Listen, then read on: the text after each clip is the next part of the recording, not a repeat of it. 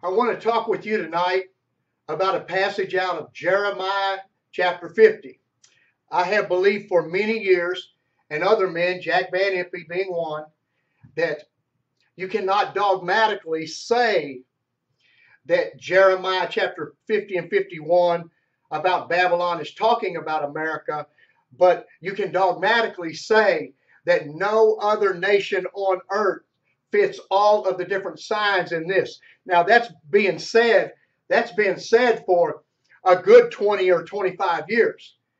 But I can dogmatically say I really believe that it's talking about the United States of America. The passage that I want to talk about tonight, Jeremiah 50 verse 44, I want to read it for you and I want you to listen very closely. It says in verse 44, "Behold, one will come up like a lion from the thicket of Jordan to a perennially watered pasture.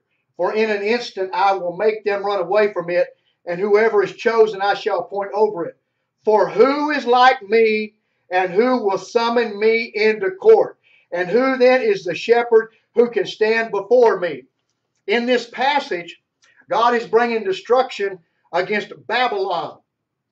And the reason that it states that that destruction is coming, one of the main reasons that I just read is that God is being summoned into court.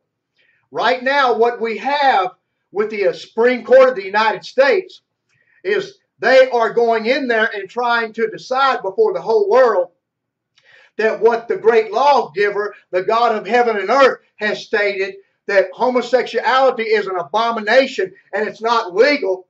They're trying to decide if it should be legal now. So basically what you have when you see what's going on in the United Nations, when they're not bringing up the name of God, every report I've heard, nobody's mentioning God, the Bible, or anything about all this. They're all doing it according to law and intelligence. But the Bible says, seeking to be wise, they became fools and turned the uncorruptible God into that of corruptible man and four-footed beast and creeping things.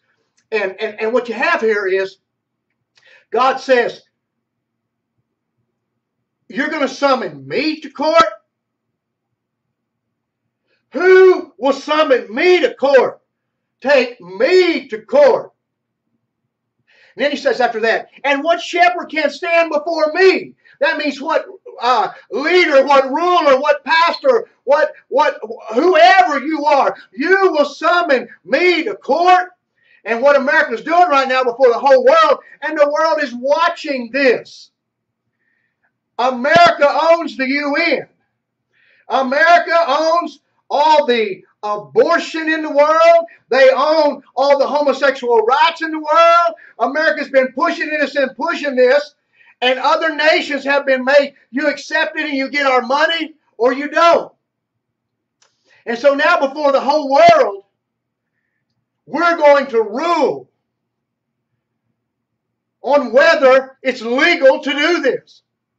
Well, God has already told us. We know what is right. Even nature tells us that it's wickedness, the arrogance to stand up and try to rule before the whole world on something that God has already told us what the rule is.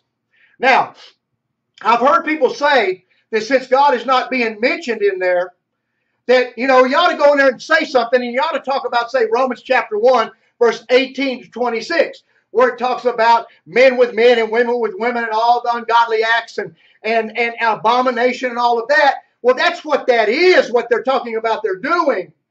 But I want to give you a verse that is as specific as what you've just heard out of Jeremiah chapter 50, verse 44. That they have taken God to court. And what I want you to do, I want you to turn to Isaiah chapter 24, verse 5. And the chapter, Isaiah 24, has to do with in the end times, like right now. Because remember, these prophetic books, they run side by side because there's a twofold meaning. You have the original history of them, but you have them replaying themselves twice and being prophetic to other times in history.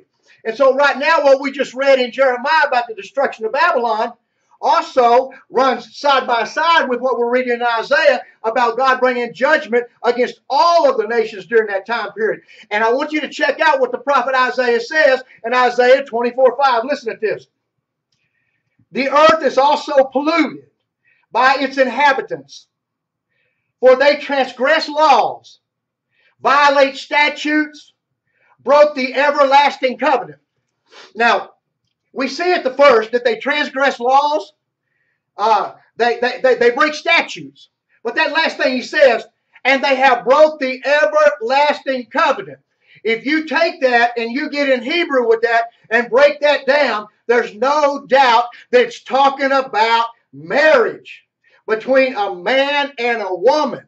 And the key word in the Hebrew for that covenant is to create. God is creator. He made man in his image. Man and woman together were to procreate and be like the one who made them.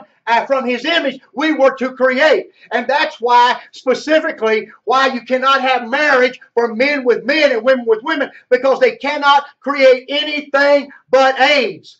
Church, we need to keep our eyes on Jesus, because nobody can help us but Jesus.